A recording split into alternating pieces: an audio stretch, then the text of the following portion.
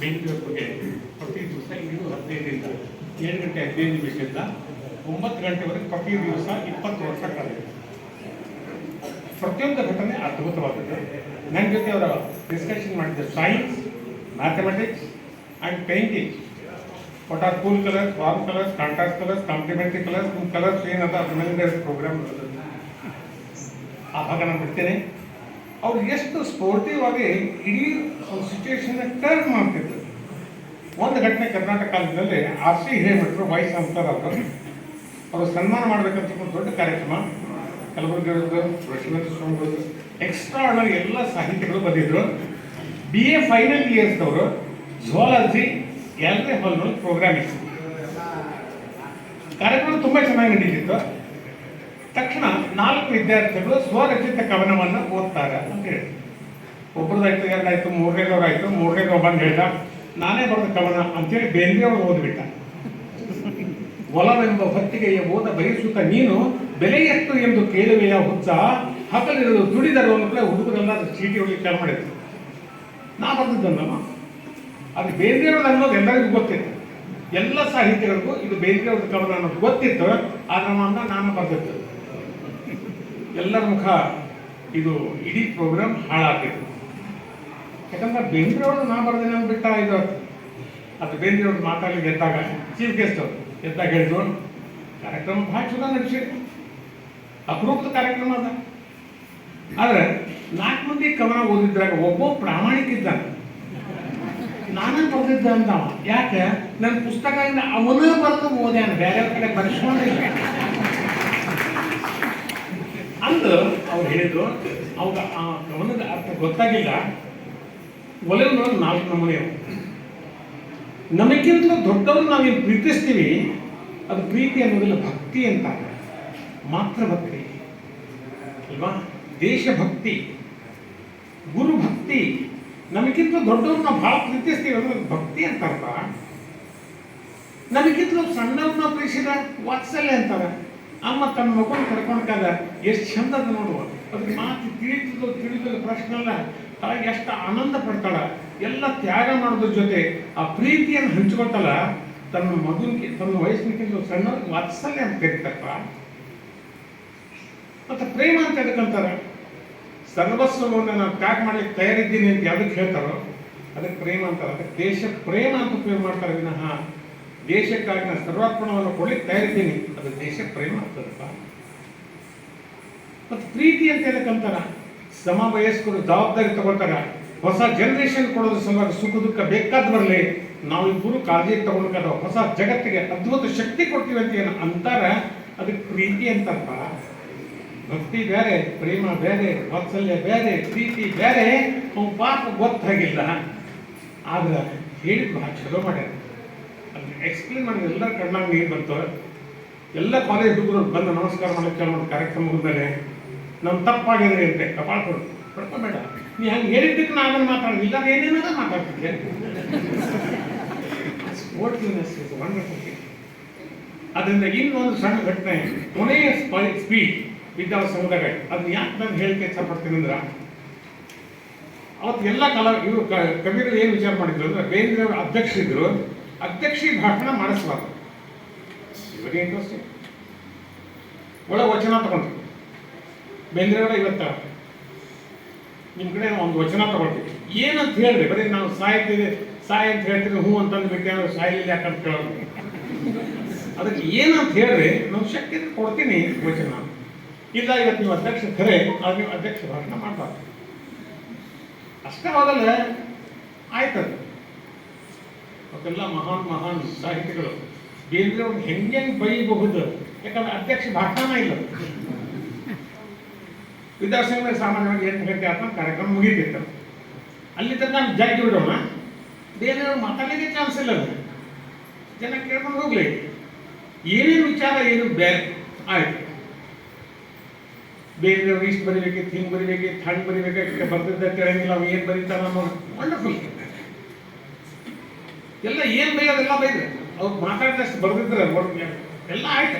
ಆದಮೇಲೆ ಅವೆಲ್ಲ ನಿಮ್ಗೆಲ್ಲರೂ ಗೊತ್ತಿರ್ತದೆ, ಅವ್ರು ಮತ್ತೆ ಯಾಕೆ ಹೇಳೋದು ಅವಶ್ಯಕತೆ ಇಲ್ಲ. ಶಾರ್ಟ್ ಟೈಮ್ನಾಗ ಇನ್ನೊಂದು ಕೊನೆಗೆಲ್ಲ ಮುಗೀತು.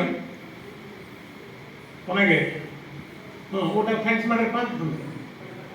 ಬಂದು ಜನ ಅಂದ್ರು ಅಧ್ಯಕ್ಷಿ ಭಾಷಣ ಸಲುವಾಗಿ ಕೂತೀವಿ ನಾವು. ಯಾಕಂದ್ರೆ ಈಗ ಉತ್ತರ ಏನು ಕೊಡ್ತಾರೆ ಬೇಂದ್ರೆ ಅಂತ ಅವರಂದ್ರು ನಾವು ಮಾಡೋದಿಲ್ಲ ನನ್ನ ಕಡೆ ಮಾತು ತಗೊಂಡನ ಖಾತ್ರಿ ಮೇಲೆ ಮಾತಾಡ್ಯಾರ. ಹೀಗಾಗಿ ಬೇಂದ್ರೆ ಅಧ್ಯಕ್ಷಿ ಭಾಷಣ ಮಾಡೋದಿಲ್ಲ. ನಿಮ್ಮ ಭಾಷಣ ಸಲುವಾಗಿ ಬಂದೀವಿ ನಾವು, ಆದ್ರೆ ನೀವು ಮಾತಾಡ್ಲಿಕ್ಕೆ ಬೇಕು, ಸ್ಟ್ರೈಕ್ ಮಾಡ್ದಂಗೆ ಮಾಡಿ. ನಾವು ಹೇಳಿದ್ರೆ ಅಧ್ಯಕ್ಷಿ ಭಾಷಣ ಮಾಡೋದಿಲ್ಲ.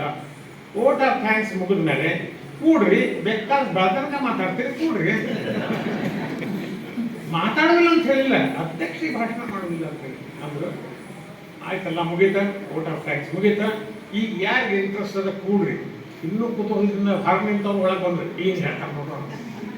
ಯಾಕಂದ್ರೆ ಯಾರ್ಯಾರು ಏನೇನು ಬೈದ್ರು ಉತ್ತರ ಬೇಕಲ್ಲ. ಬೇರೆಯವ್ರು ಅಂತ ಹೇಳಿದ್ರು ಭಾಳ ಚಲೋ ಆಗ್ಯಾರ. ಯಾಕಂದ್ರೆ ಬೇರೆಯವ್ರು ಬರೆದ ಕವನಗಳ ಸಂಖ್ಯೆ 1427 ನಾಟಕ ಬರೆದ 20 ವಾಲ್ಯೂಮ್ಸ್. ಅದನ್ನ ಬರೀ 16 ಮಂದಿ PhD ಮಾಡ್ಯಾರ.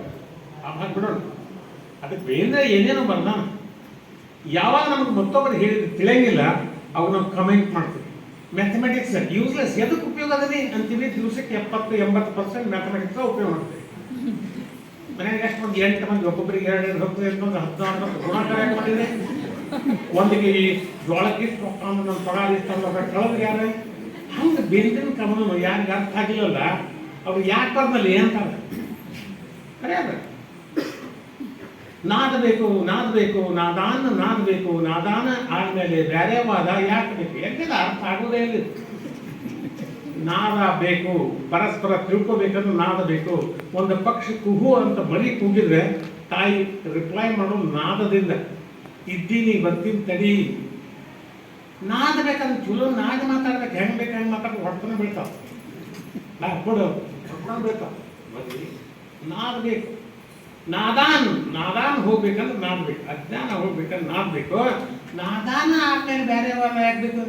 ನಾನು ಅಹಂಕಾರ ದಾನ ಆದ್ಮೇಲೆ ದಾನ ಆದ್ಮೇಲೆ ಬೇರೆ ವಾದ ಯಾಕೆ ಬೇಕು.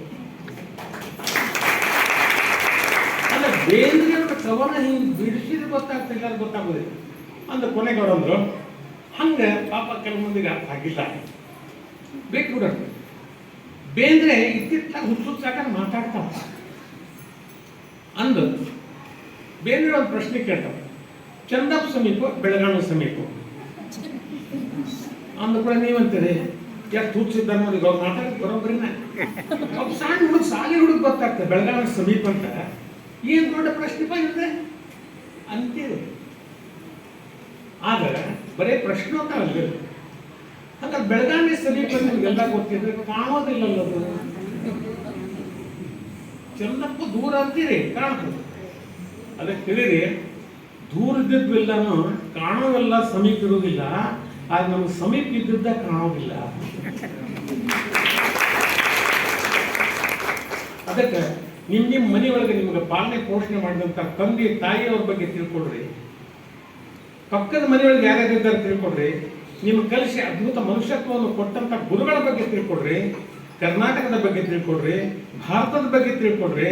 ನಮ್ಮದು ತಿಳ್ಕೊಂಡ ಮೇಲೆ ಮತ್ತೊಬ್ಬರಿಗೆ ಹೇಳೋ ಮುಂದೆ ಗೊತ್ತಾಗ್ತದ ಭಾರತೀಯರು ಅದ್ಭುತ ಇದ್ದಾರೆ ಅಂತ ಅನ್ನೋದು.